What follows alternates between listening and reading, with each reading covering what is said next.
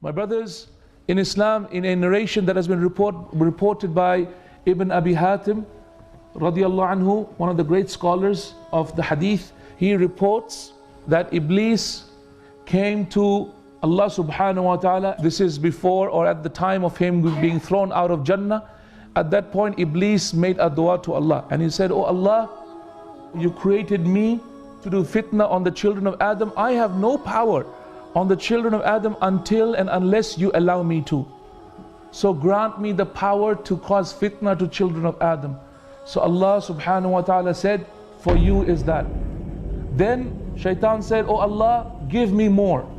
Increase me in it." Listen to this. So Allah said, whenever a child of Adam is born, you will have another Shaitan that is also born. Meaning for every human being that exists in this dunya, there will be another Shaitan that Allah subhanahu wa ta'ala allows Shaitan to actually procreate and to have more children. For every child that is born in this dunya, there is another Shaitan that comes into existence as well. Then the Shaitan said, "Oh Allah, increase it for me." And so at that point, Allah subhanahu wa ta'ala said, "For you is the opportunity to flow in the veins of Ibn Adam just like the flowing of blood." So Allah gave him the ability to go into our bodies and play with our minds, to be able to so inconspicuously sound in our mind as if it is our own deep thoughts, but it is actually Shaitan saying his worst and evil words into our mind, whispering into our ears. And then Shaitan said, "Even more, oh Allah, give me even more." And so Allah subhanahu wa ta'ala revealed the verse, "And oh Shaitan, gather your forces, gather your armies, gather your khayl, gather your horses of fire from Jahannam, gather them all, and gather your men, gather the shayateen, which are the knights of the Shaitan, and go and create your hamla, your war upon humanity. وَأَجْلِبْ عَلَيْهِمْ بِخَيْلِكَ وَرَجْلِكَ, and go and destroy them with your forces of evil. Go and attack them. وَعِدُهُمْ, and promise them everything under the heavens and the earth." And then Allah says, وَمَا يَعِدُهُمُ الشَّيْطَانُ إِلَّا غُرُورًا. And whatever Shaitan promises you, it's nothing but a mirage. It's nothing but a dream. It's just facade. It's fake. It's nothing but a lie. So in this hadith it continues, and it says that Adam alayhi salatu wasalam heard this dua of Iblis and came to Allah subhanahu wa ta'ala and said, "Ya Rabbi, you have given Shaitan this much power and authority over me, so what will you give me, Ya Allah? Give me something."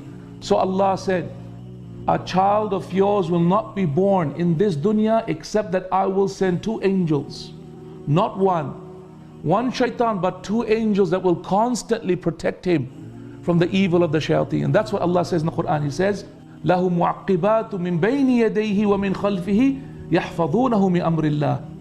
What is that verse? It says that for every single human being are two interchanging angels, one in the front, one in the back, that preserve him from the command of Allah. Meaning what? We have 5 angels at any one time. Shaitan has 1 enemy, but we have 5 at any one time.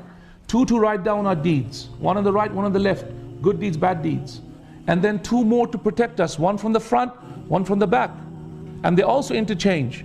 And then a 5th one to simply whisper into our ears, "Do good, do good. Say this, say that. Say subhanallah, say alhamdulillah, say la ilaha illallah." And he is our good side. 5 angels. Allahu Akbar. So Adam became happy. And so he said, "Oh Allah, give me more."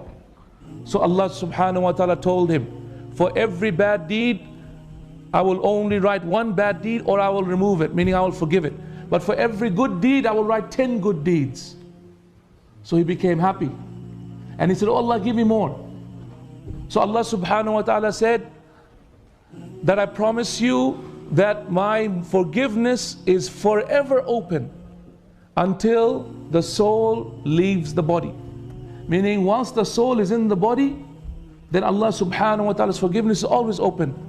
And then Adam alayhi salam, our father, asked the 4th time, "Ya Rabbi, zid, give me even more than that."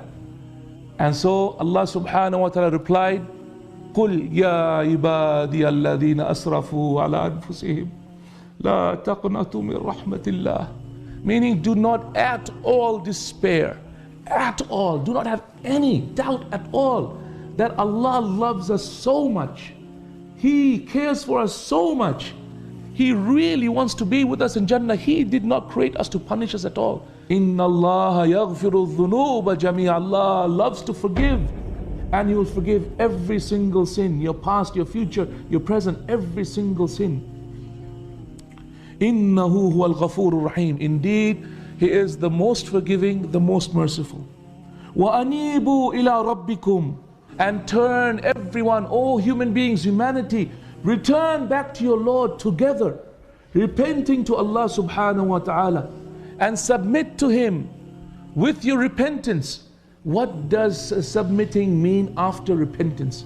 Submit to Him in the best of ways, total submission, and that is salah. The total submission to Allah subhanahu wa ta'ala is our salah. We submit our voices to Allah, so we don't speak anything but the Quran or dhikr. That we submit our outer appearance to Allah Azza wa Jalla, so we are totally involved in ruku or sujood or standing in salah. And we submit our minds to Allah Azza wa Jalla, so we don't think of anything